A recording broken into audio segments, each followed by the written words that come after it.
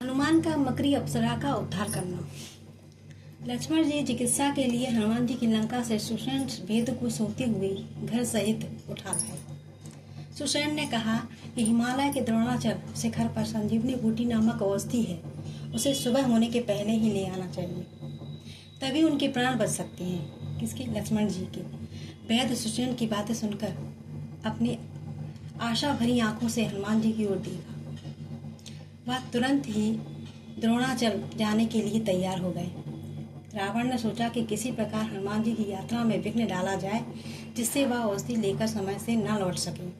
वह कालनेमी राक्षस के पास गया तथा उसने कहा कि तुम ऐसी माया रचो कि लक्ष्मण के प्राण बचाने के लिए औषधि लेकर हनुमान समय से लौट न सके। रावण की बातें सुनकर कालनेमी ने कहा कि हे रावण, रामदूत के दूत हनुमान को माया से मोहित कर पाने में कोई भी संघर्ष नहीं है। मैं ऐसा प्रयत्न करूंगा तो मुझे निश्चित रूप से मृत्यु के मुंह में जाना हो। कालनेमी की बातें सुनकर रावण बहुत ही क्रोधित हो उठा।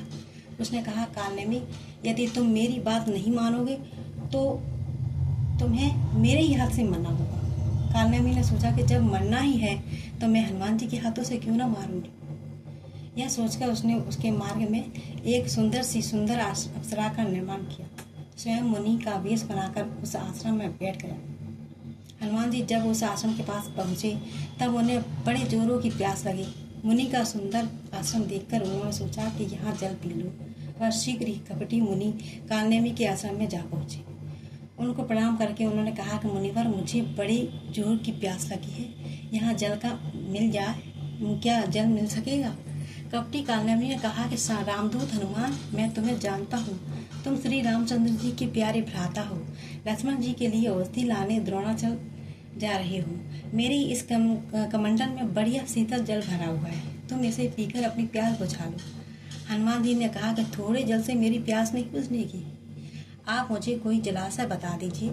कालनेमी ने उसे एक सुंदर जलाशय दिखाते हुए कहा कि तुम वहाँ जाकर अपनी प्यास बुझा लो तो और स्नान भी कर लो, उसके बाद मैं तुम्हें दीक्षा दूंगा। उसकी बातें सुनकर हनुमान जी शीघ्र ही उस जलाशय पर पहुंचे। स्नान करने के लिए जो ही वह उस जलाशय के भीतर गए तो ही एक मकरी ने उनका पैर पकड़ लिया।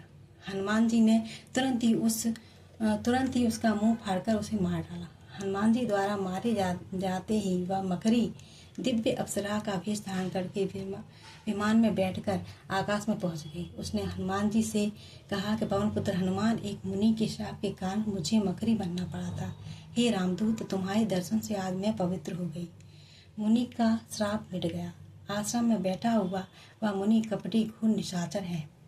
उस अप्सरा की बात सुनकर महाबली हनुमान जी तुरंत ही उस कपटी मुनि कालनेमी के पास जा पहुंचे और कहा कि मुनिवर, आप पहले मुझसे गुरु दक्षिणा ले लीजिए, मंत्र आप मुझे बाद में दीजिएगा। यह कहकर उसको अपनी पूंछ में लपेट लिया और पलट कर मार डाला। मरते समय कालनेमी अपना असली राक्षस का रूप प्रकट कर दिया।